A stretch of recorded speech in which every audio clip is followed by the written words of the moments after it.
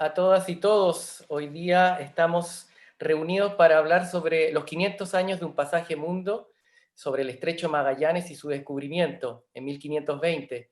Se trata de un estrecho que tiene una característica muy importante, que es el último punto descubierto en la Tierra y que a la vez permitió, ¿no?, la creación de esta idea de planeta que tenemos en la actualidad.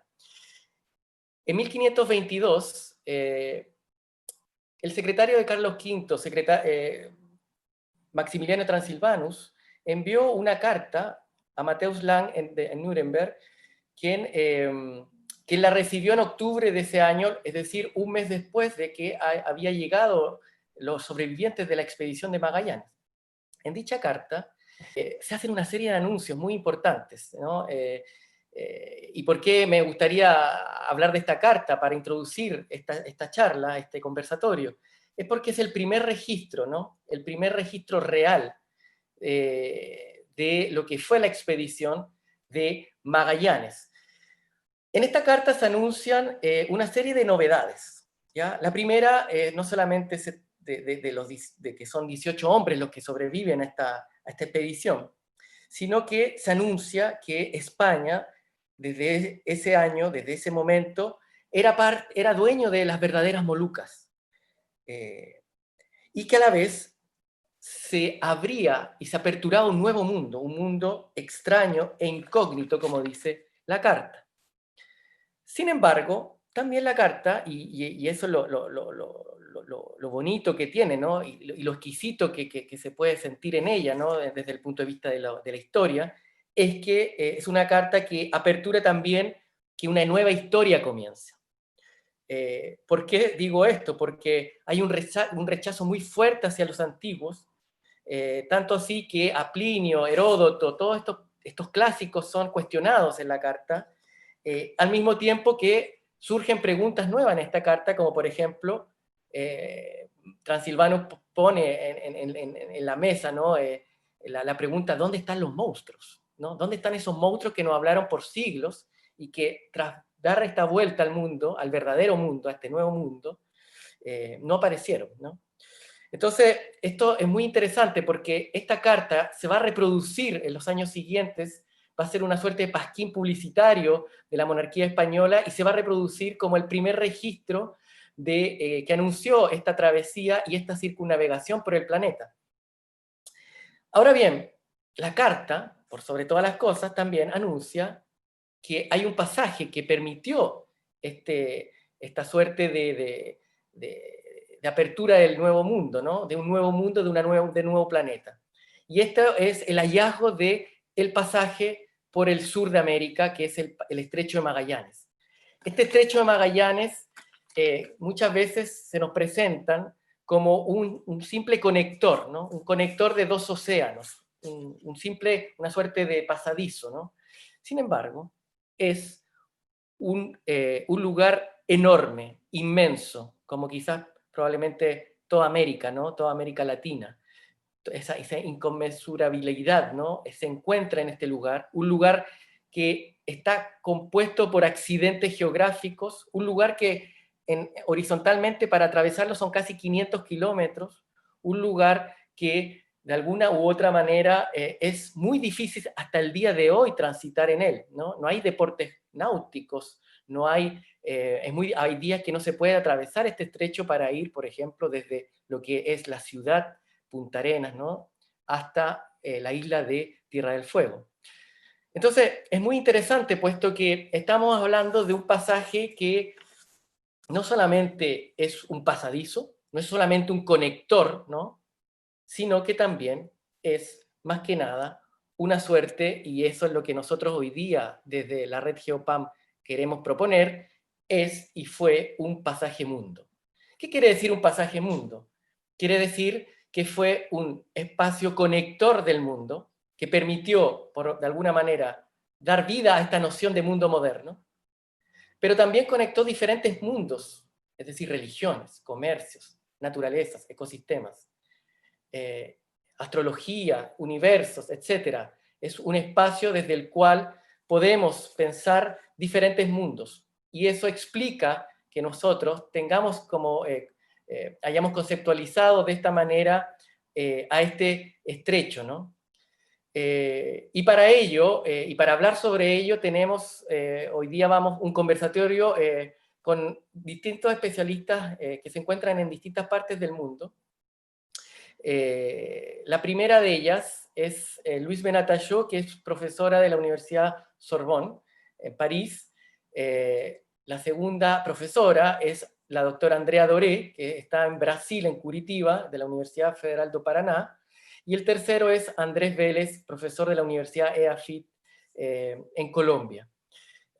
Junto a ellos, que son parte de la red GeoPAM, hablaremos durante 45 minutos, una hora, sobre este pasaje mundo, sobre las implicancias que tuvo en el siglo XVI, y para ello vamos a comenzar rápidamente con la primera parte que hemos denominado la conexión global. Primera pregunta, ¿no? Y con esto se abre el diálogo, es para Louise Benataillot. Louise, con todo lo que introduje de alguna manera, ¿no? que por supuesto es muy general, pero ¿cuál es la importancia real de este estrecho de Magallanes, de este descubrimiento desde el punto de vista de la historia, de la conectividad global, ¿no? La conectividad global tiene una historicidad propia. ¿Cuál es para ti, ¿no? esta importancia de este estrecho y este descubrimiento? Pues, buenos días. Yo creo que hay primero que pensar un poco lo que es un estrecho, lo que podía ser un estrecho para estos europeos del siglo XVI. Un estrecho, lo sabemos, es un canal de agua, pero que separa dos mares, dos masas acuáticas, dos continentes y también, a veces, por lo general, dos áreas culturales. Es una zona de tráfico, de tránsito de hombres y mercancías. Es una zona que también, cuyo control constituye un verdadero poder, supone un verdadero poder político, y también puede ser una zona de confrontaciones. ¿Qué era el estrecho para estos hombres que salieron de España? Pues había dos estrechos en la historia de Europa importantes, que era por una parte el estrecho del Bósforo, y el estrecho del Bósforo separa Asia de Europa, y con el imperio turco, los turcos habían controlado a fines del siglo XV el estrecho del Bósforo y podían entonces penetrar el espacio europeo. El estrecho de Gibraltar separa Asia de Europa, y también se planteaba el problema del control del estrecho de Gibraltar frente a los turcos y a los berberiscos. Entonces, ¿qué pasa con el estrecho de Magallanes? Pues en realidad el estrecho de Magallanes presenta una singularidad indudable. Se mira el Atlas Náutico de Battista Agnese, que fecha de los años 1540, veremos que en los estrechos, este no es otro, se ve, yo he rodeado con un círculo negro los estrechos que importaban, que fueron estructurantes en la historia de Europa. El estrecho del Bósforo, el estrecho de Gibraltar, y vemos en el Finisterra y de América el estrecho de Magallanes. Ese estrecho es dificilísimo de cartografiar. ¿Por qué? Porque es un laberinto de canales e islas, y además se navegaba en condiciones sumamente difíciles, con naufragios repetidos. Es una navegación peligrosa en latitudes como 52-54 grados. Vientos violentos, una niebla que a veces ni siquiera se ve el sol. Los mapas, por lo tanto, durante muchísimos decenios lo esquematizaron como un canal recto, pero en realidad era, como lo hemos visto en las imágenes anteriores, de una topografía sumamente compleja, de la que vamos a tener una primera idea un poco precisa con Sarmiento de Gamboa en los años 1580. La segunda dificultad era, como se ve perfectamente en este mapa, que la banda sur del estrecho no se sabía dibujar exactamente, es decir, que es un trazado inacabado. Se podía identificar el Finisterre y el continente por la banda norte, pero la banda sur no se sabía si era isla o tierra firme o continente. La tercera singularidad de este estrecho es que precisamente pocos datos o nada se sabe de los indígenas, de los nativos que ahí vivían en nuestras tierras frías australes. Indígenas nómadas, como los canoeros o otras bandas de cazadores-colectores que transitaban por la zona y que tenían una cultura sumamente compleja y perfectamente adaptada al entorno, pero de la que casi no sabemos nada, al menos con los textos de la época. De manera genérica los llaman patagones, es decir, esos seres desnudos, bárbaros, que se caracterizaban por un tamaño casi monstruoso, como se ve aquí. Y unos pingüinos, claro, que también cazaban los holandeses en este caso, porque era una posibilidad de alimentarse. De forma que, conclusión, si podemos decirlo así, hasta la expansión de los ibéricos, dos estrechos estructuraba la ecúmene y la historia náutica de Europa, era el Bósforo y Gibraltar. El eje de lectura geopolítica de aquellos estrechos era el Islam, como se ve aquí en este mapa de Ortelius, que nos dibuja el Imperio Turco. Y vemos que el Imperio Turco cubre, articula con estos estrechos, y en particular el estrecho del Mar Rojo, y que veremos también en Hormuz. Entonces, desde el portugués se encuentra brutalmente confrontado con el Islam hasta en su ruta asiática, mientras que los españoles, al pasar por el estrecho de Magallanes, parece que no se encuentran con nadie, parece ser que estas tierras no eran de nadie, res nullus. Así que decididamente es un estrecho muy singular. Muy bien, muchas gracias Luis por esa completa respuesta, ¿no? Que de alguna manera nos hace navegar por diferentes latitudes y no solamente pensar que el estrecho de Magallanes está vinculado al extremo sur de América, sino que comienza a estar vinculado desde sus inicios a una historia que es europea, por una parte, y que por otra parte también es asiática, porque de alguna manera no solamente estamos hablando de Europa, sino que como esos, por ejemplo, los turcos están negociando, ¿no? por Persia, por Asia, ¿no? Y de alguna manera también estamos hablando de otros mundos, el mundo del Islam, que en el siglo XVI, como Jean-Michel Selman ha demostrado, ha tenido una importancia geopolítica brutal para esa época que también terminó determinando muchas políticas europeas por ejemplo, en el continente americano. Así pasamos a la segunda pregunta, que esta vez va para Andrea Doré.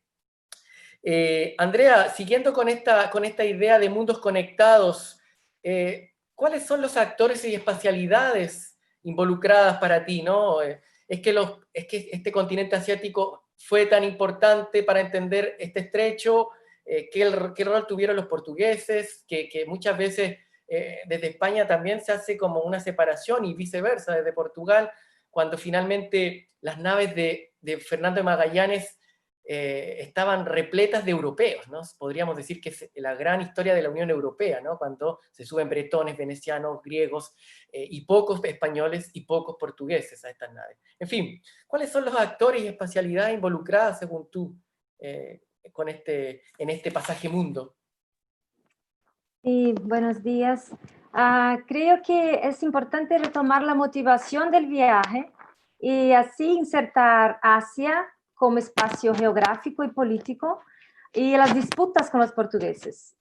Poner el viaje en una perspectiva asiática.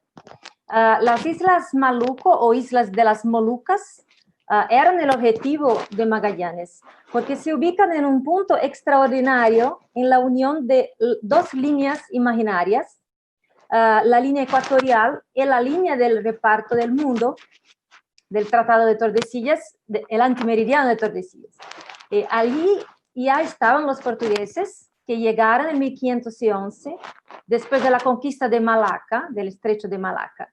Y Malaca representa otro estrecho en esta historia de grande importancia.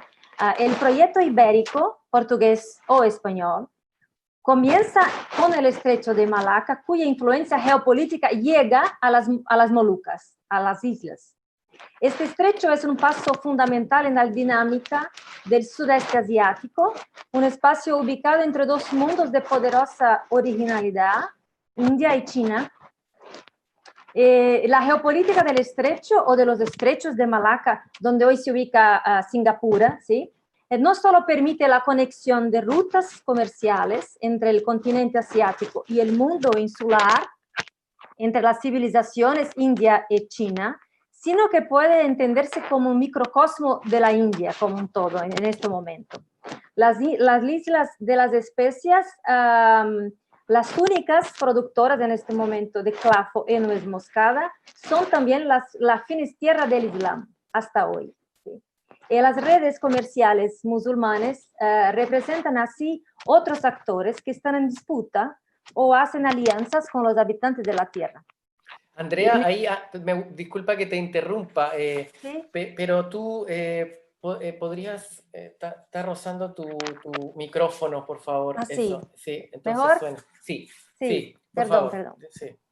Sí, entonces, además de los musulmanes, de los europeos, portugueses y españoles, en el siglo XVII entran en juego los holandeses y una forma específica de abordar la explotación y la circulación de las especies, que tuvieron un resultado muy desastroso, digamos, por la producción de clavo en estas islas y también por la lógica de las relaciones en estos locales. Entonces son actores de diferentes orígenes sociales, más también religiosas y geográficas, que se ubican en un punto muy preciso de la Tierra, en islas muy singulares. Y creo que esta es una dimensión local que construye un microcosmo interesante en este espacio. Ya vamos a hablar de las escalas, ¿no?, involucradas en esto. Es interesante este tema de cómo se van configurando nuevos mundos desde el punto de vista metafórico también, ¿no? Pero también desde el punto de vista material y del conocimiento. Es un mundo que comienza a operar y por eso también el título de este conversatorio, ¿no? 500 años de un pasaje mundo, pero también de un mundo moderno.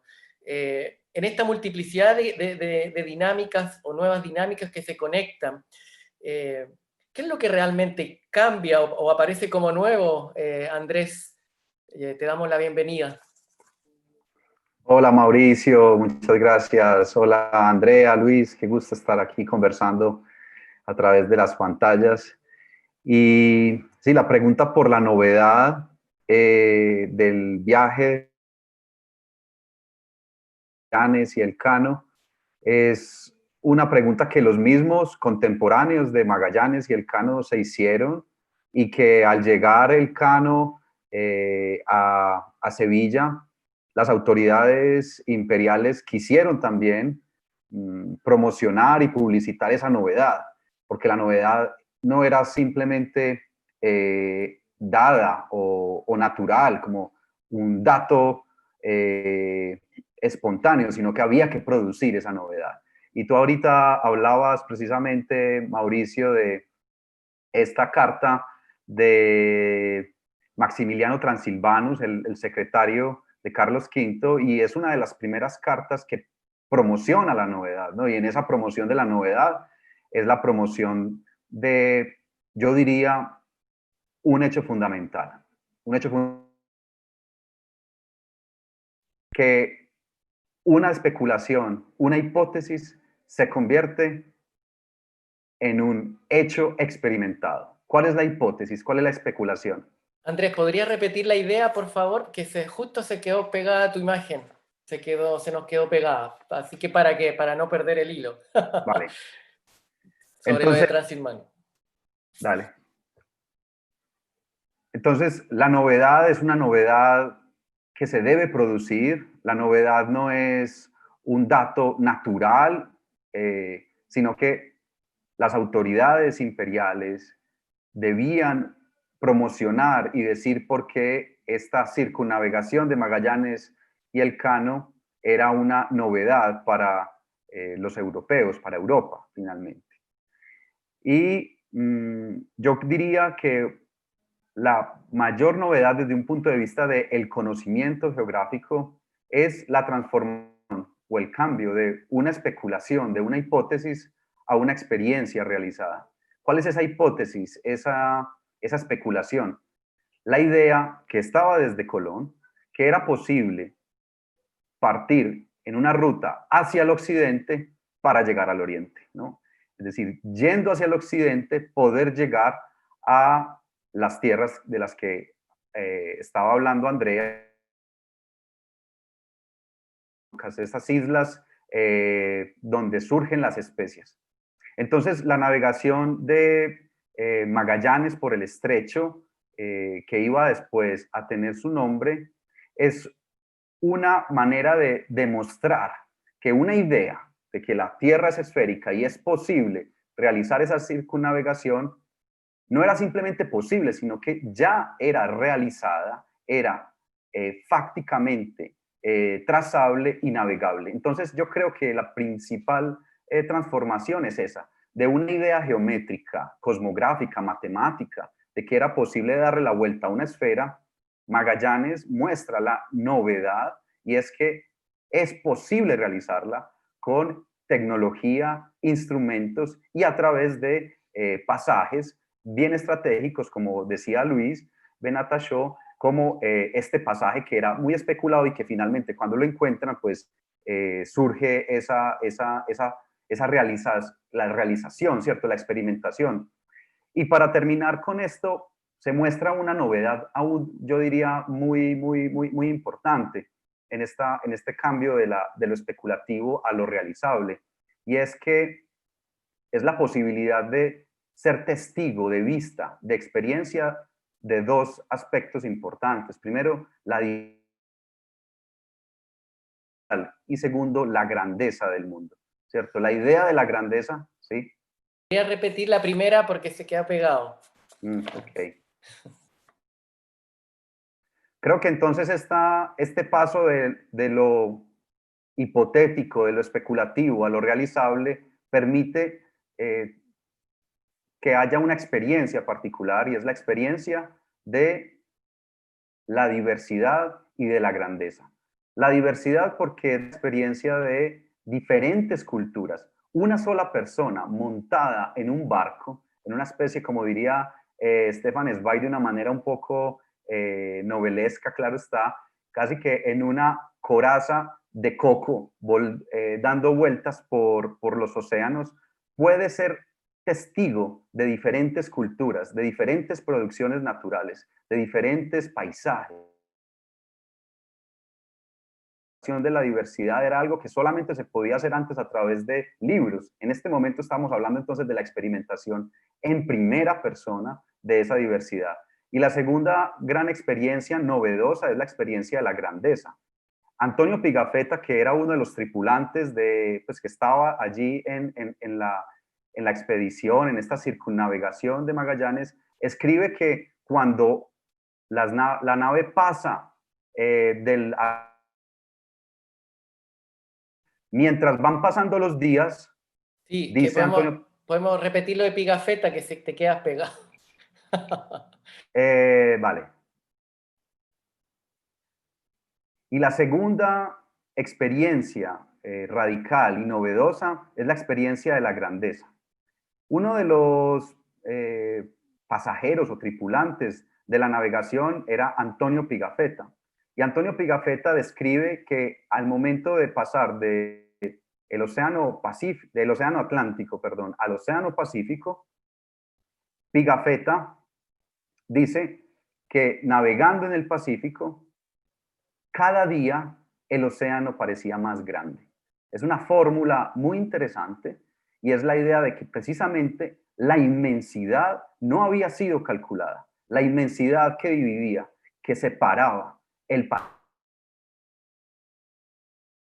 diríamos hoy en día, al Pacífico asiático nunca había sido mesurada, nunca había sido medida. Entonces hay allí una nueva revolución, una novedad importante, y es que el conocimiento astronómico, geográfico, cartográfico y de navegación tiene que empezar a medir bien esas distancias para crear rutas a salvo en esa inmensidad, en esa grandeza de los océanos.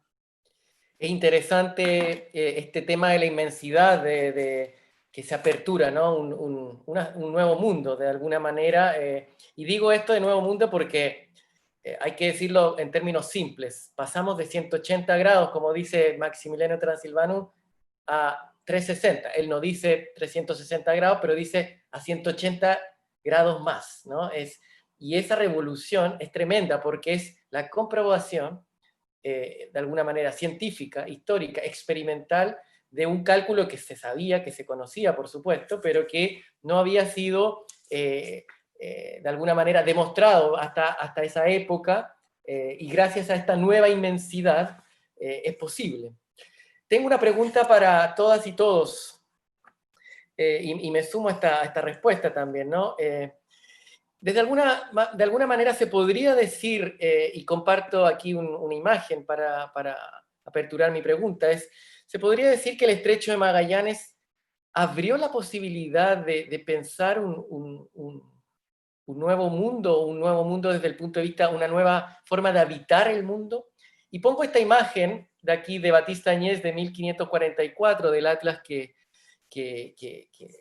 hizo Batista Añez para Carlos V. No sabemos si es para su hijo o no, todavía estamos ahora investigando eso, justamente en Geopam, pero cuando vemos esta imagen, una de las cosas que se devela en esta imagen no solamente es la ruta que atravesó el mundo, ¿no? Magallanes, y está marcada de alguna manera azul, no sé si la gente podrá verlo, pero es también un mundo verde, un mundo fértil, un mundo abundante, un mundo completamente habitable, ¿no? Es un mundo que a la vez no solamente está marcado por un pasaje mundo que permite transitarlo, sino que a la vez también ese pasaje mundo permite hacer que este mundo se vuelva un paisaje.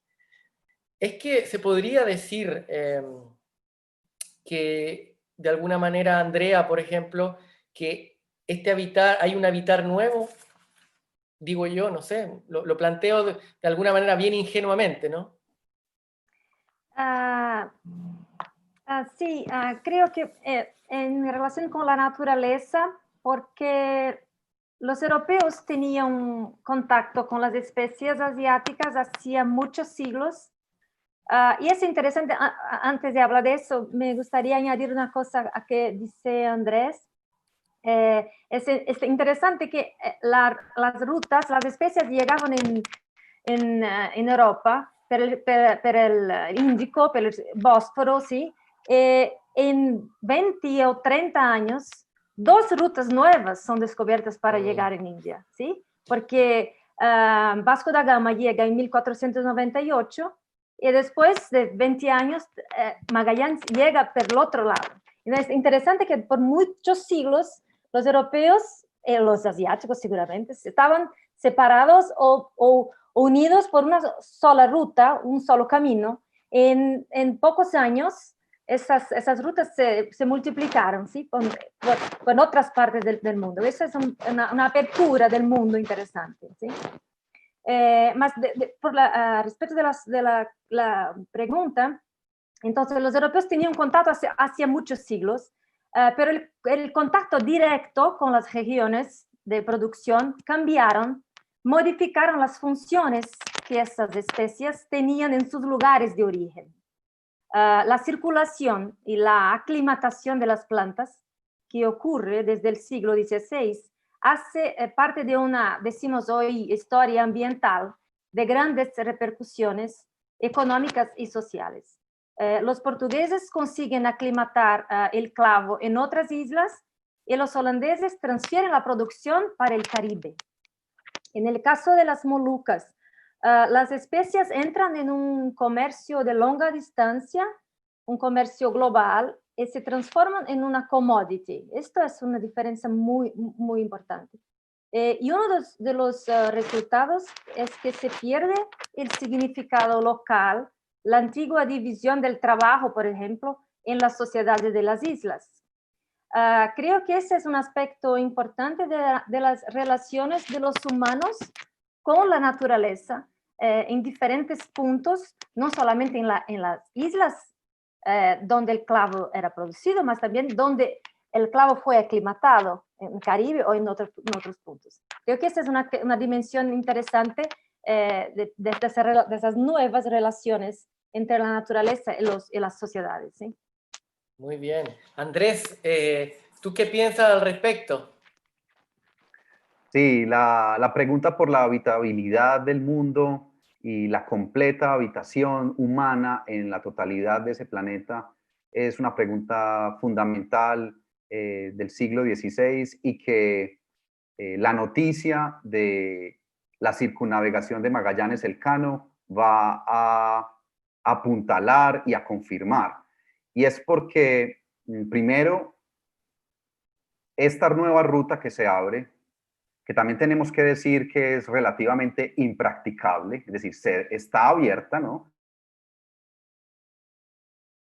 Y por eso es que se seguirá usando para comunicar el Pacífico y el Atlántico americano, como se llamaba en ese momento, el Mar del Sur y el Mar del Norte americanos, siempre se seguirá usando el Istmo de Panamá a través de este pequeño camino de las cruces, porque bueno, por ahí el problema era que por ahí no podían pasar los barcos, pero al menos podían pasar las personas y las mercancías sin el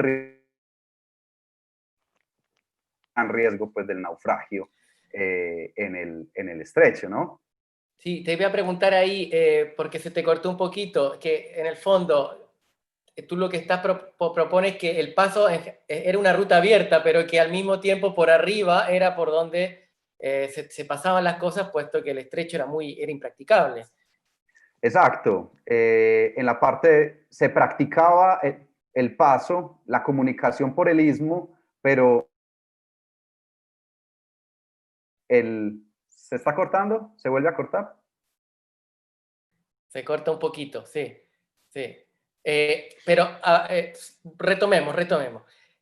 En el fondo, tu idea, retoma la idea desde cero, ¿cierto? Creo que es lo mejor. Vale.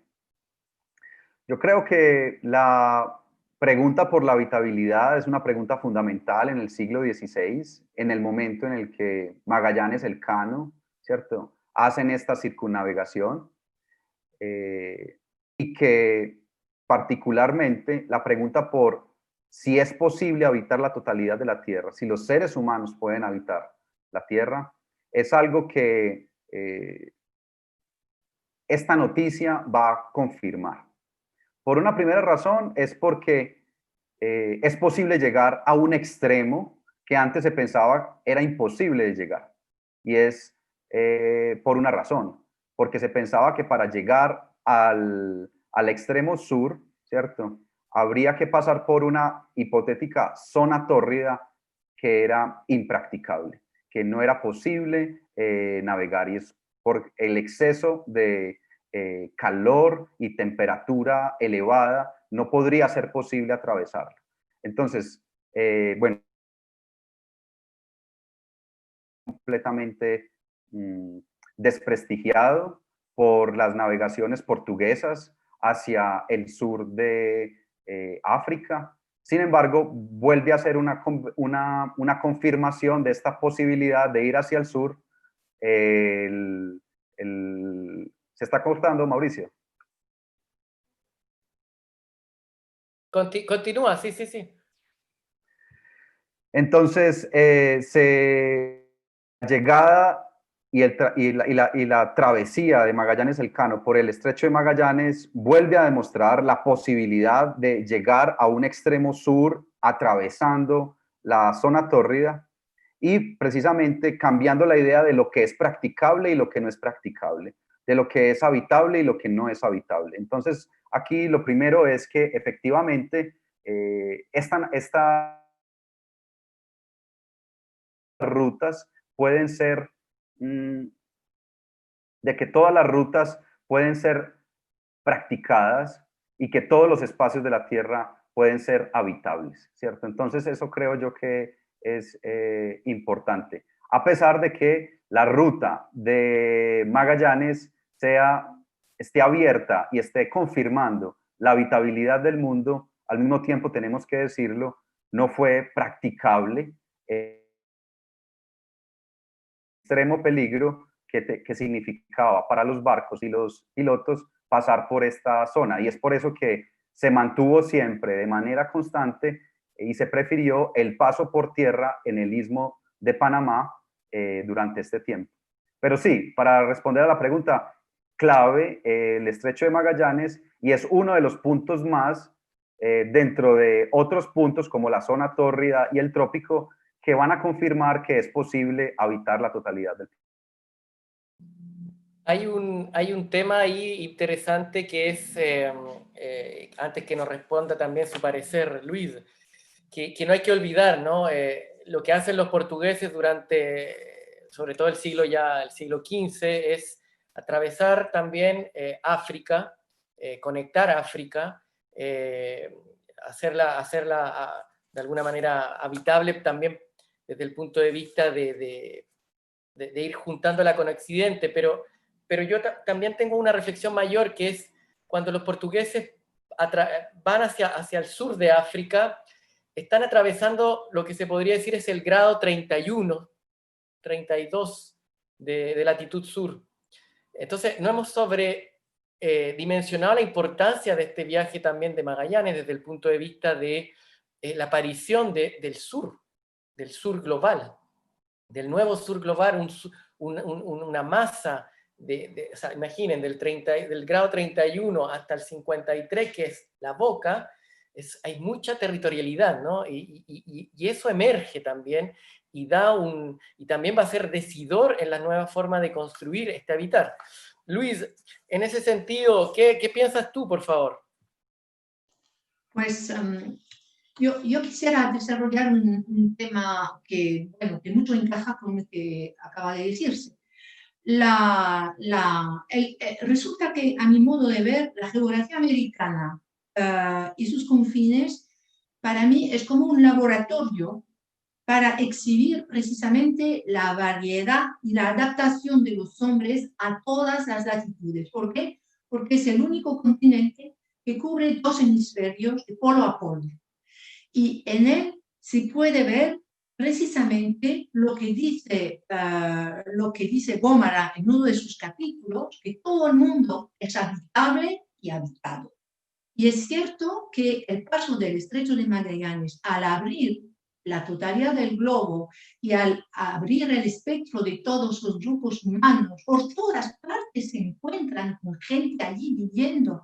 Y entonces los humanistas del siglo XVI, sobre todo los italianos, estoy pensando en Pietro Bembo, en Ramusio, en Giovio, van a proclamar esta habitabilidad del mundo como una gran victoria sobre la ignorancia de la sabia antigüedad, porque la ecúmene de la antigüedad era una ecúmene muy reducida, en efecto limitada por la zona tórrida por una parte, por las zonas heladas por otra, y toda la teoría de las 5 zonas, de las que solo las zonas templadas podían ser habitadas, y entonces hay todo un gran patrimonio cosmográfico heredado de la antigüedad que se arruina con la navegación de los portugueses, como lo dice Andrés, y con la navegación de los españoles. Entonces, la habitabilidad del mundo, ¿qué significa? Significa lo dice el mapa de Ortelius, que yo he propuesto a vuestra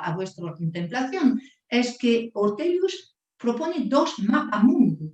El primero, no, es anterior, los 2 mapas de Ortelius, el primero anterior, es.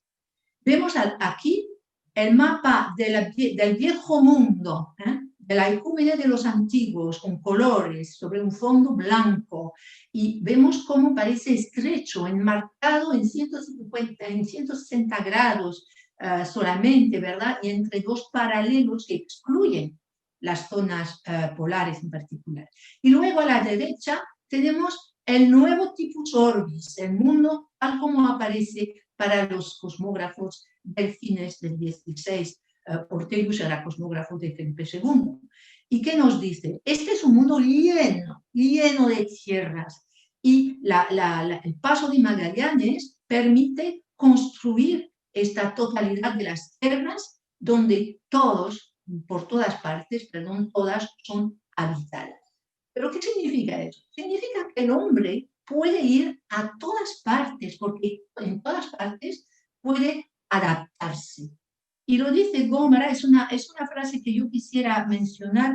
Gómara dice que no hay sitio donde no se pueda vivir por frío o por calor, sino por falta de pan y agua. Pero el pan y el agua se transportan.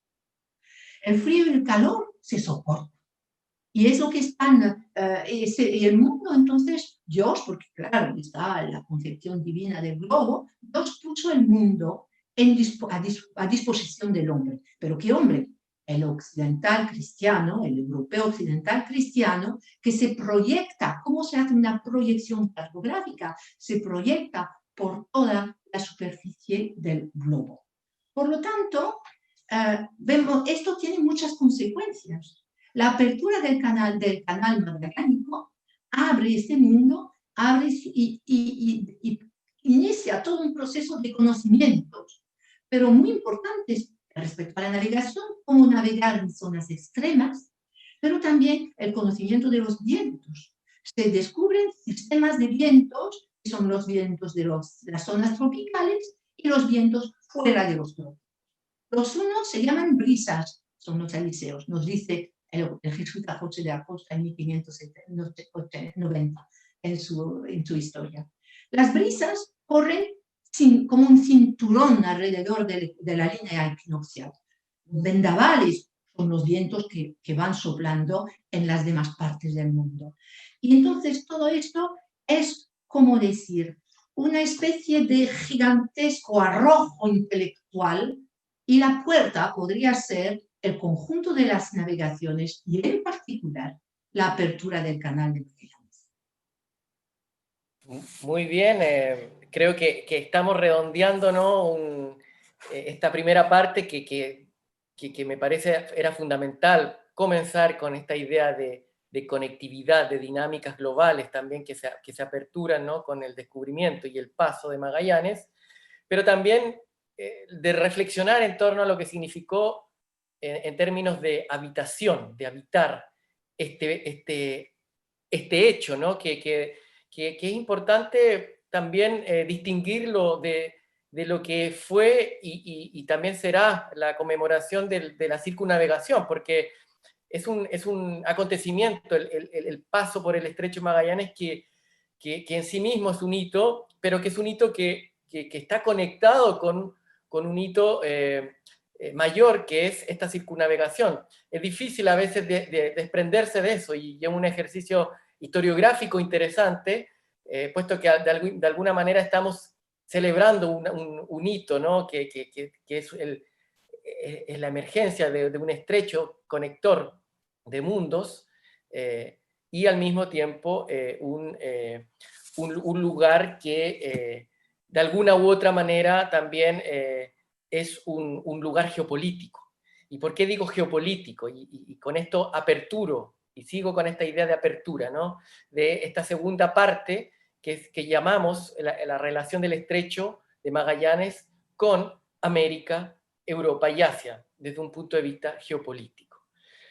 ¿Qué significa la geopolítica? ¿No? Esa es una gran pregunta que hoy día, que en ese tiempo era totalmente distinto a lo que hoy día conocemos, puesto que hoy día, por ejemplo, tenemos una geopolítica marítima, una geopolítica terrestre, también espacial.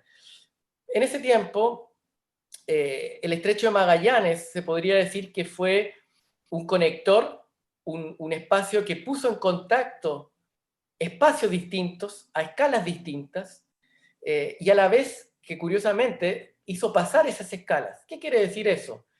Es un espacio que también sirvió en el siglo XVI para traducir, para imaginar, para jerarquizar informaciones. Es decir, no solo fue un espacio horizontal desde un punto de vista de conectar un océano con otro, el Atlántico con el Mar del Sur o Pacífico, ¿no? Sino que también fue un espacio que se podría pensar como vertical desde el punto de vista que permitió jerarquizar noticias, informaciones, comercio, y también expandir de manera un poco, ¿no? Sin forma, otro tipo de inmensidades, como por ejemplo con la creación de la Terra Incógnita, la Terra Australis, que va a ser enorme y que va a ser, ¿no? Que va a cubrir de alguna manera, va a expandirse de tal manera que horizontalmente en los mapas, pero que no va a quedar claro hacia dónde queda y por dónde se entra, ¿no? El Estrecho Magallanes va a servir de puerta siempre para imaginarla, pero también se podría decir que es un lugar para expandir también imaginarios. En ese sentido, el Estrecho de Magallanes fue una puerta de conocimiento geopolítico, ya que devela el mundo, de alguna manera, lo politiza al hacerlo habitable, al hacerlo deseable desde un punto de vista político, y también permite desplegar lo desconocido dentro de esa geopolítica, ¿no? La especulación en términos comerciales, en términos imaginativos y también en términos incluso militares y conocimiento técnico. En este sentido, Andrea, durante los últimos años se ha hablado mucho o se ha analizado este estrecho de Magallanes desde una óptica de lo global, ¿no? Es que hay otras escalas en juego que tú reconoces. ¿Cuál es tu opinión al respecto? ¿Tú crees que este estrecho está vinculado a otras territorialidades, o mejor dicho, a otras escalas? Sí, Mauricio, creo que es una cuestión muy interesante porque es muy de nuestro presente, porque pensar en una escala global, pensar en la globalización es un desafío porque tenemos que considerar diferentes escalas. Muchas veces pensamos solo en la escala macro de la apertura, como tú dices, pero esta apertura tiene repercusiones locales que son que no tienen vuelta, ¿sí? En aquel momento y ahora también, en la globalización actual. En el caso de Magallanes, hay seguramente una escala individual o de grupos. La personalidad de Magallanes, por ejemplo, ¿sí? Sí, esa es una otra discusión. Hay los grupos en Sevilla o en Lisboa, pero también en las islas. Me gustaría mucho insistir en esta dimensión asiática, especialmente en la rivalidad entre dos islas de las Molucas, que son 5 pequeñas islas principales, y había una rivalidad entre Ternate y Tidore. Portugal va a construir una fortaleza en Ternate, y Tidore permitió una alianza de corta duración con los españoles cuando llegaron después de la muerte de Magallanes. Los españoles llegaron a las Molucas e hicieron una alianza con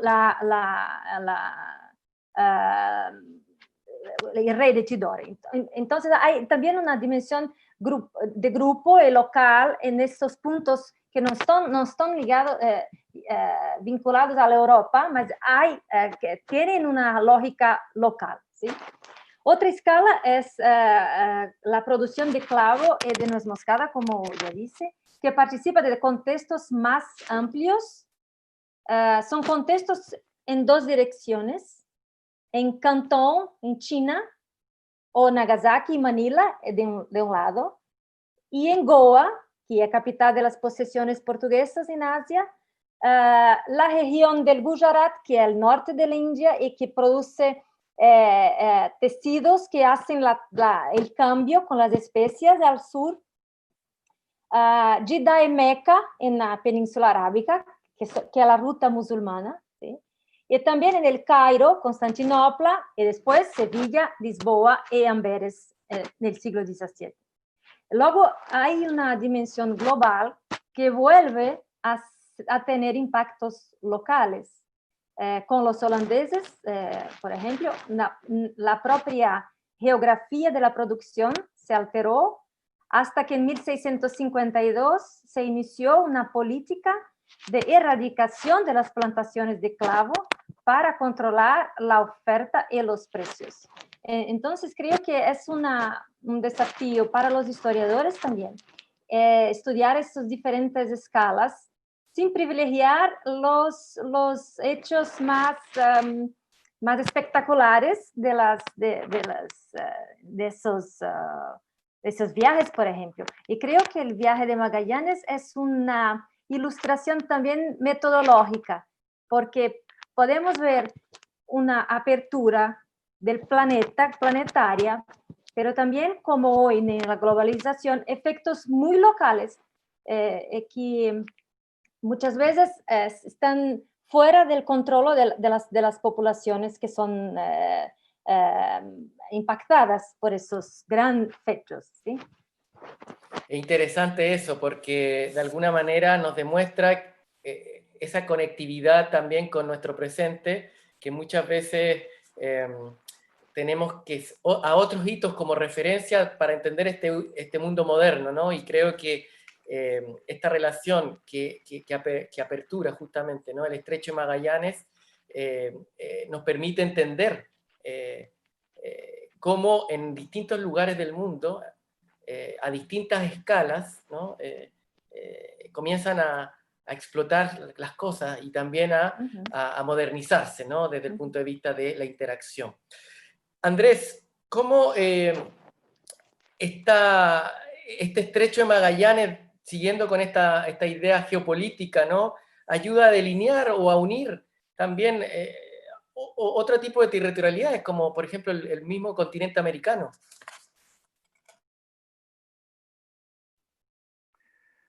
Sí, el Estrecho de Magallanes y esa primera travesía realizada, como decía Luis, por cristianos, europeos, blancos, que quieren tener una representación completa y acabada del mundo.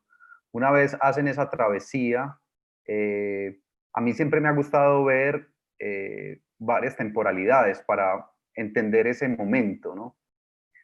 Y entender el momento de el paso de Magallanes por el estrecho o comparándolo con la expedición de Balboa, del capitán Balboa, ¿cierto? Con los indígenas del Istmo de Panamá, que él escucha que hay un gran mar del otro lado, y en 1513 hacen esa expedición y llegan a las costas pacíficas, ¿no?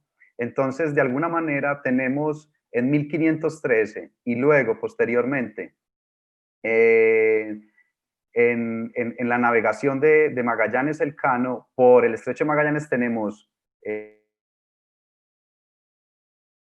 y que finalmente serían los dos espacios que van a permitir darle al Imperio Español una representación un poco más clara de los extremos de su hemisferio americano, digamos así, ¿cierto? Entonces yo creo que es clave el punto de Panamá y Balboa y el punto del estrecho con Magallanes, ¿no? Porque permiten mostrar dos puntos claves para cartografiar y representar entonces. Además está siendo debatido, ¿no? Si es una isla, si es un continente. Entonces es precisamente gracias a estos hitos, o como decía Andrea, a estos grandes hechos que van a tener muchas repercusiones locales, gracias a esto fue posible empezar a cartografiar un continente como el americano. Y para pasar a otra temporalidad, Mauricio, en la década de 1570 para el continente americano y las posesiones españolas fueron atacadas, asediadas por varias expediciones llevadas a cabo por el corsario inglés Francis Drake, ¿cierto? Primero, en la primera parte de 1570, en Cartagena, en las costas del Istmo de Panamá, y luego en 1578 por el Estrecho de Magallanes, ¿cierto? Que de alguna forma en ese momento ya había sido un poco abandonado por los españoles porque no había vuelto a ser recorrido, solo antes con un piloto que ha sido un poco desconocido, pero que estamos intentando volver a sacar a la luz, que es Juan Ladrillero, que logró hacer la navegación por el Estrecho de Magallanes en 1557. Pero durante 20 años después, no hubo ninguna expedición oficial de la corona que volviera a pasar, hasta el paso de Francis Drake. Y cuando pasa Francis Drake por allí, Francis Drake logra pasar a las costas americanas del Pacífico e ir subiendo hasta incluso Nueva España, ¿no? Y eso generó una serie de temores constantes ante los... con esta idea, y es que... ¿Podría repetir lo de los temores que se quedó justo pegado? Entonces, al momento de Francis Drake atravesar el Estrecho de Magallanes y pasar por las costas pacíficas de los virreinatos americanos, generó mucho temor y ansiedad en las autoridades y los oficiales que estaban en América, porque quería decir que si ese Estrecho de Magallanes estaba abierto para otras potencias y enemigos de la corona, quería decir que la totalidad del continente podía estar en peligro. Y entonces quiero terminar con una carta, pues contando que en 1581 el presidente de la Audiencia de Panamá le escribe al Consejo de Indias diciéndole que todos están muertos de miedo de alguna forma y que si no se protege el Estrecho de Magallanes, se conoce mejor. Y de ahí, pues, entonces también el hecho de que Pedro Sarmiento de Gamboa, que Luis Benatachó ya había mencionado antes, tuviera que ir allá a reconocer y a levantar de nuevo unas cartografías específicas. Entonces, el licenciado Cepeda, el presidente de Panamá, dice en esta carta que si no se protege y se conoce mejor ese Estrecho de Magallanes, el paso por el istmo,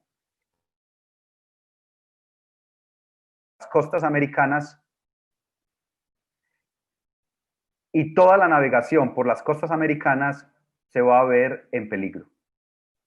Y tiene una imagen muy bella en este momento, el presidente de la audiencia dice, porque el Estrecho de Magallanes y Panamá abrazan dentro de sí el Mar del Sur, que es el espacio más deseable y deseado por los demás enemigos. Entonces vemos cómo desde 1513, 1520 y posteriormente 1580, Estrecho de Magallanes es un hito importante geográfico para pensar la totalidad de las posesiones españolas en el continente americano.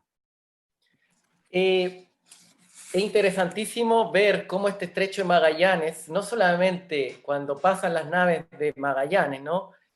Ayuda a delinear la última parte de América que no se conocía, sino que también, como dice muy bien Andrés, conectar distintas preocupaciones, incluso de defensa, de comercio, de intercambio entre distintas latitudes americanas, ¿no? Entonces, qué interesante esa conectividad, esa geopolítica que arma en el continente americano este Estrecho de Magallanes y que arma en Asia, como mostró muy bien Andrea, ¿no?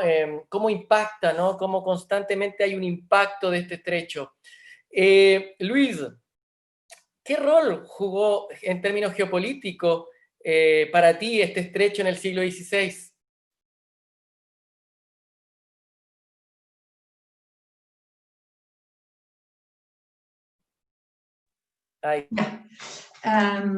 Yo propongo para contestar y quizás completar lo que se ha dicho muy bien anteriormente mis compañeros, mirar un poco este mapa, que es un mapa muy famoso, que todo el mundo conoce, creo yo. Es un mapa de los años 70, 1500, realizado por López de Velasco y también reutilizado en la descripción de las Indias occidentales por Antonio de Herrera y Tordesillas en su crónica general de principios del 17. Entonces aquí, ¿por qué me interesa este mapa? Porque yo creo que es un mapa puramente geopolítico. ¿Qué es lo que se ve? Se ve precisamente un mapa donde aparecen dos líneas verticales que son el meridiano de Tordesillas, la raya y la antirraya, la occidental y la oriental. Y América, solamente cortando la parte brasileña que le toca a Portugal, entra en este hemisferio, que es al fin y al cabo un hemisferio, y por la parte oriental entran las Islas Molucas y buena parte de China también. Todo esto se consideraba como lo que le correspondía a Castilla. Es la afirmación, por lo tanto, de la validez del Tratado de Tordesillas. Validez que obviamente las potencias excluidas del Tratado de Tordesillas, Inglaterra y posteriormente Holanda, no reconocían en ningún lado, y Francia, para empezar, no reconocían de ninguna manera.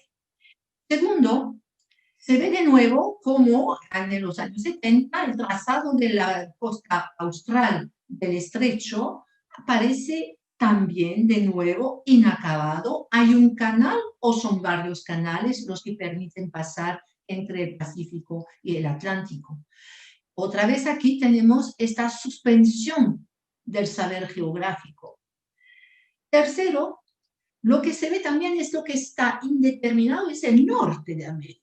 El norte de América tampoco se conoce. Hay una especie de blanco del mapa que nos puede sorprender.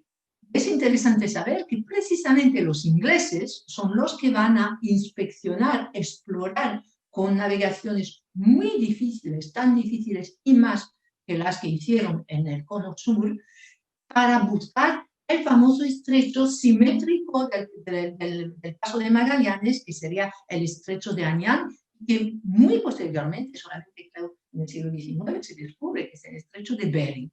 Entonces, hay aquí, a la vez, se marca un territorio, se inscribe una realidad política y también tiene una fuerte dosis de indeterminación. Lo que me parece importante aquí es ver que la ubicación de América obliga a pensar el mundo, tal como se aparece en el mapa. Si se piensa América, se piensa la conexión con Europa y la proyección asiática. Y pensar América es abarcar, de cierta manera, el otro hemisferio y abarcar, por lo tanto, la totalidad. Es lo que nos dice Velasco, en su mapa. Y lo importante es que este mapa se ve muy claramente que para todo el continente hay un corredor y tan solo uno. Y esto le da un precio, evidentemente, inconmensurable. Y eso explica el valor estratégico del canal. Es porque es el único. No, los ingleses van a, en efecto, intentar pasar y van a pasar. Drake, Cavendish, Hawkins, van a pasar por este estrecho. Pero como lo dice muy bien Andrés, este estrecho existe, pero es peligrosísimo.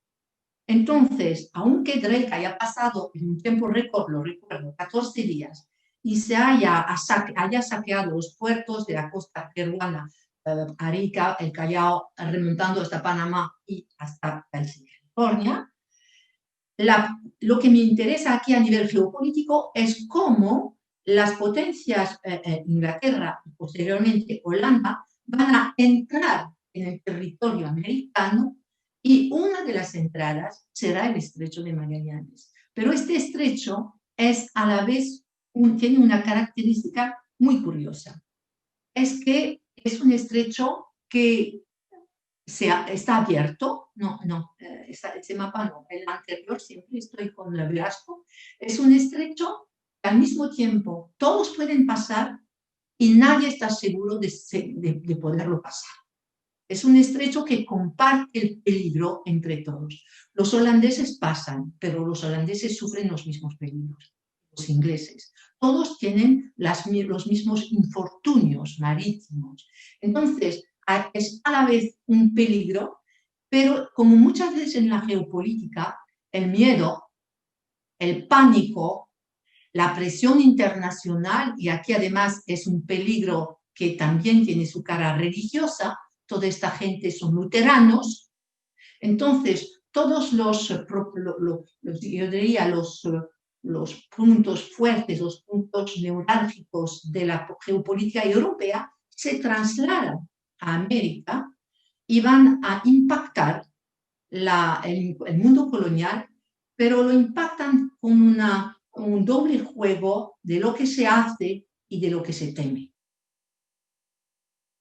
Muy bien, Luisa, muchas gracias por tu completa respuesta. Vamos a pasar a la tercera parte, que es la tercera y última de este conversatorio, que ya nos va quedando poco tiempo. De acuerdo a lo conversado, este estrecho, se podría decir, fue un espacio mediador, por una parte, ¿cierto? Sirve para mediar conocimiento, mercancías, pero también fue un espacio para sincronizar, ¿no? Para sincronizar dinámicas, al mismo tiempo que fue un espacio especulador. Es decir, es un espacio que permitió imaginar mundos. Y quiero volver a esta idea de generador de mundos, por decir así, puesto que no hemos hablado de cómo fue representado este estrecho. Hemos hablado un poco, recientemente nos habló Luis, pero podemos hablar un poco de la importancia en términos de representación, de cómo se representa el estrecho de Magallanes en el siglo XVI, a lo largo del siglo, y también, ¿por qué no?, cómo se representa el mundo, este imago mundi que aparece, ¿no? Que me parece esencial también para que la gente conozca esta importancia desde el punto de vista de imaginar, construir, delinear, dibujar un mundo.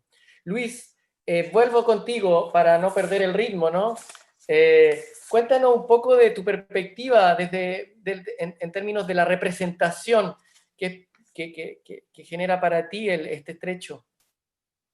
Sí, es una cosa muy curiosa, ¿verdad? Por una parte, es una paradoja. A mí este estrecho me encanta porque es un conjunto de paradojas y singularidades. Una paradoja porque, por una parte, y lo hacía observar Mateo Martinic, fue objeto de una cantidad enorme de mapas. Ha sido una producción cartográfica, no solamente ibérica, internacional, enorme. Si se buscan mapas del estrecho, se encuentra, pero decenas y decenas hasta el siglo XVIII y XIX. Es decir, que en su obra Cartografía Magallánica, es una obra enorme. Y uno tiene que abrirlo para medir la importancia cartográfica de esta producción. Pero por otra parte, este mismo estrecho, hasta bien entrado el siglo XIX, nunca fue poblado, nunca fue fortificado. Los españoles no lo pudieron ocupar. Temían mucho, hay que leer los textos de Gesio, que lo explica, que dice hay que inspeccionar el estrecho palmo a palmo, como tu oidor de Panamá, ¿no? de Centroamérica. Hay que inspeccionar este estrecho palmo a palmo para saber cómo se puede defender. La defensa del estrecho es un tema consustancial de la historia del estrecho a partir de fines del XVI, de Drake. Pero al mismo tiempo no hay manera. Todo el mundo conoce el fracaso total de la tentativa de poblamiento y de defensa lanzada desde España con la Armada del Estrecho en el 81 y la fundación de esos pueblos Cortamiento de Gamboa, que fue rebautizado por Hawkins Puerto Hambre, y todos murieron. Es decir, que el estrecho parece ser más bien sepulcral a estas alturas. Y las expediciones fueron desafíos, pero muchas veces desafíos que terminaron mal. La única expedición muy interesante, que es un éxito de la corona, es la expedición de los hermanos Nolan. Pero no es una expedición para poblar, es una expedición para cartografiar por fin exactamente la Tierra del Fuego. Y entonces siempre hay un avance de conocimientos, de técnicas de navegación, conocimiento de los vientos, de las corrientes, de las estaciones, cuándo hay que cruzar, cuánto tiempo dura este pasaje, pasar el estrecho, cruzar el estrecho, y al mismo tiempo imposible hacer de este estrecho una zona fortificada y menos aún una zona de tránsito comercial. De forma que, paradoja, el estrecho se mantiene porque nadie puede poblar. Los holandeses tampoco van a poblar, los ingleses tampoco. Entonces, nadie puede poblar este Finisterrae. Por lo tanto, queda geopolíticamente en el marco del mundo colonial y de la monarquía católica, pero es una zona gris, es una zona algo porosa. Todos los holandeses que me rodean en las Filipinas han pasado por el estrecho. Otra consecuencia es que precisamente, y es quizás la última paradoja, es que este estrecho desocupado tal como lo ven los europeos, es el punto de arranque de una geografía especulativa, conjetural, la Terra Australis. Es decir, la hipótesis de un continente al sur de la Tierra del Fuego, supuestamente rico y poblado, y esta cartografía conjetural perduró bien entrado el 17 y casi hasta el 18. Y fue muy importante para los países del norte de Europa y para Francia. El caso de Francia es muy interesante porque a sus ojos presentan estas tierras sin conquistar, desconocidas, las presenta como un futuro imperio colonial con posibles riquezas.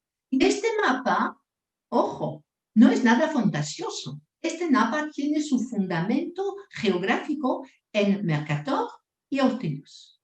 ¿Por qué? Porque se estima que ese continente hipotético podía garantizar el equilibrio del globo entre los dos hemisferios. De forma que esta Terra Australis fue un incentivo para futuras expediciones que serán todas las expediciones del Pacífico. En este ejemplo se ve, es un mapa de Hondius, ¿verdad? Que fecha de fines del 16, 1598, y exhibe que la proyección de los cristianos sobre la cuarta pars. Ven ustedes cómo ese mundo viene lleno de textos e imágenes que se proyectan y que tienen un fuerte impacto en los imaginarios de las demás naciones de Europa. De forma que la geografía, la geopolítica, el arte de navegar y la imaginación son los paradigmas esenciales para la historia del estrecho. Muy bien, Luis, muchas gracias. Andrea y Andrés, ¿no? No sé quién quiere partir, quizás Andrés y después Luis, Andrea. De alguna manera, este estrecho se representó, como Luis mostró, en las distintas potencias europeas, pero también desde ciertas latitudes específicas, como por ejemplo Panamá, Andrés. ¿Cómo tú entiendes esta pregunta, no?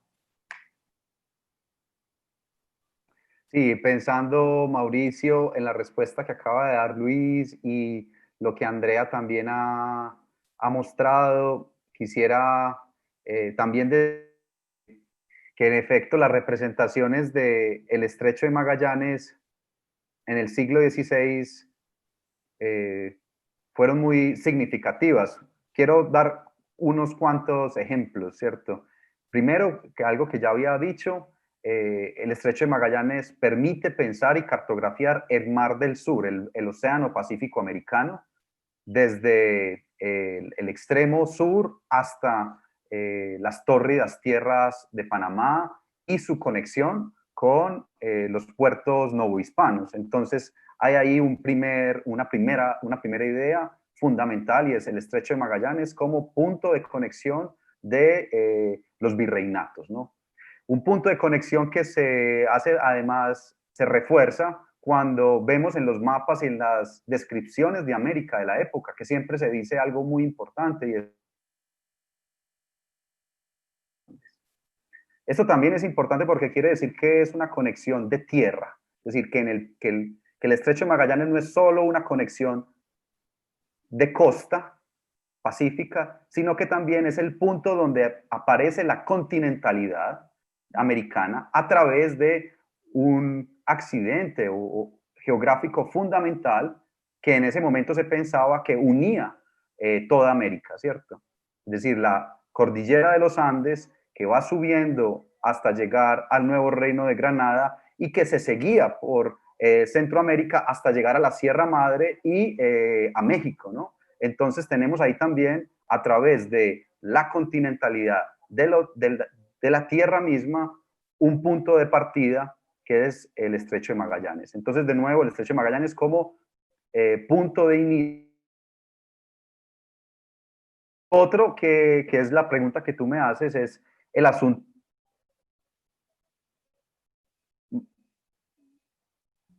¿Podría repetir, por favor, el Estrecho de Magallanes como punto de inicio?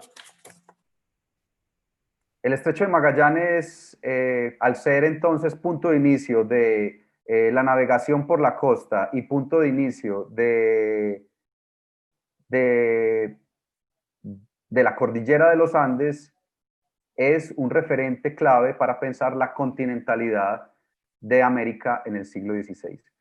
Y con respecto a la pregunta que hacías de la representación por otras potencias, ¿cierto? Yo creo que lo que dice Luis, pues yo no haría sino amplificar lo que ella dice, y es que el Estrecho de Magallanes significó la posibilidad de proyectarse, de que las monarquías europeas se proyectaran hacia Asia. Y lo que es interesante aquí es, los Países Bajos, Inglaterra y Francia van a negar rotundamente esa idea según la cual el Papa dividió el mundo entre portugueses y españoles. En vez de un mar cerrado o de propietarios, los Países Bajos, los ingleses y los franceses van a decir el mar está abierto. Incluso una nueva forma legal, jurisdiccional de pensar los mares, los comercios, como no de posesión ni de propiedad de una persona o de un imperio o de un rey, sino que están abiertos a la concurrencia, a la competencia e incluso a la guerra. Entonces pienso yo que esa centralidad de un mar abierto y que el Estrecho de Magallanes no le pertenecía a un que en las búsquedas y Disculpa, las que no le pertenecía. y entonces en las búsquedas de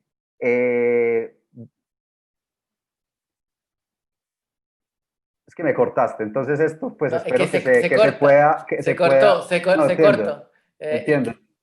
Sí, por eso, que justo dijiste Entonces una idea. esto que estamos hablando se editará y no existirá. Bien. Entonces los Países Bajos, Inglaterra y Francia, al negar rotundamente el supuesto, la supuesta potestad y, y propiedad de un mar español, al decir que es un mar abierto, dispuesto y abierto pues precisamente a la concurrencia, a la competencia e incluso las acciones bélicas, van a estar navegando hacia el sur y van a encontrar incluso un paso que va a ser más practicable que el Estrecho de Magallanes, y es la ruta por el Cabo de Hornos, que es fundamental y que va a suponer también, desde un punto de vista de la gloria española en el Estrecho de Magallanes, un poco una estocada al corazón. Y es que el Estrecho de Magallanes para principios del siglo XVII no va a ser practicable, deja de tener esa política que lo tuvo en el siglo XVI, la sigue teniendo desde un punto de vista de la continentalidad, pero desde un punto de vista global, creo yo, es mi opinión, va perdiendo su relevancia gracias a las rutas por el Cabo de Hornos. Muchas gracias, Andrés. Andrea, ¿qué más te puede decir? Penso que se puede también pensar en los portugueses cómo han representado el Estrecho de Magallanes. Si leemos los cronistas portugueses que estaban en Asia en este momento, pienso a Gaspar Correia y a Fernão Lopes de Castañeda, que escribió desde Goa, hacen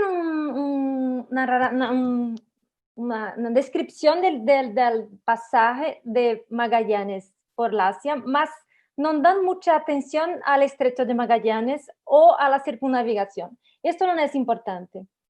Para ellos, principalmente importante es probar que las Molucas no son de los castellanos. Pero después, en el siglo XVI, tenemos algunos mapas. Me gustaría compartir algunos mapas que hacen una diferencia, atribuyen una importancia más central al Estrecho de Magallanes. Este mapa es de João Teixeira Albernaz, es un cartógrafo portugués. Este mapa es de 1640. Y me gustaría mostrar las Molucas aquí, porque están en el extremo oriental del mapa, y se ve la línea roja del antimeridiano, y después la línea más horizontal del Ecuador. Las islas que están allí son las Molucas. Esto es el extremo del mapa para Teixeira Albernaz, para los portugueses. Mas acá no se ve el Estrecho de Magallanes, que eso no es el foco, el objetivo del mapa. Mas tenemos un cartógrafo muy importante portugués, Fernão Vaz Dourado, que ha hecho sus mapas en Goa, y conocemos 6 atlas de su autoría, y es interesante, este mapa está en el atlas del 1571. Alrededor del mapa está escrito como una leyenda que se lee: neste mapa está lanzado o Estreito de Magalhães. Hay un rol importante en el atlas, mas creo que el más interesante es el último atlas del 1580, que tiene este primer mapa del atlas y que cambia la forma de la leyenda. No es más alrededor del mapa, más es circular, y tiene el Estrecho de Magallanes como el primer mapa. Está escrito: hidrografía universal y completa de todo el orbe, descripción según la tradición más precisa de los portugueses. Ahora, en mi interpretación, creo que podemos pensar que 60 años después del viaje, el Estrecho de Magallanes se convierte en un punto de partida para la descripción de todo el orbe. La forma circular que lo rodea indica que su punto, que su paso, el paso del estrecho, permitía atravesar toda la Tierra. Creo que es una conjunción de ideas aquí que pueden decir que los portugueses finalmente se interesaron también por el Estrecho de Magallanes en este punto, en un punto que no es en Europa, porque este mapa fue realizado en Goa, en India. Entonces creo que la percepción portuguesa cambió también en 1580. Muchas gracias a todas y todos por estar aquí, por habernos escuchado. Agradecemos desde Geopam a la Casa América por habernos invitado a nosotros, estos 4 profesores, una persona en Brasil, otro en Colombia, otro en París y yo acá en Londres, que somos parte de esta red y que queremos aportar con este concepto Pasaje Mundo, que fue una excusa para poder hablar de este maravilloso estrecho. Para finalizar, a mis compañeros, muchas gracias y una última petición. En una palabra, no más, eso es, una palabra. Esto no está en el guión ni en el libreto. Pasaje Mundo, ¿qué produce? ¿Qué les produce? En una palabra, y con eso terminamos. Andrés.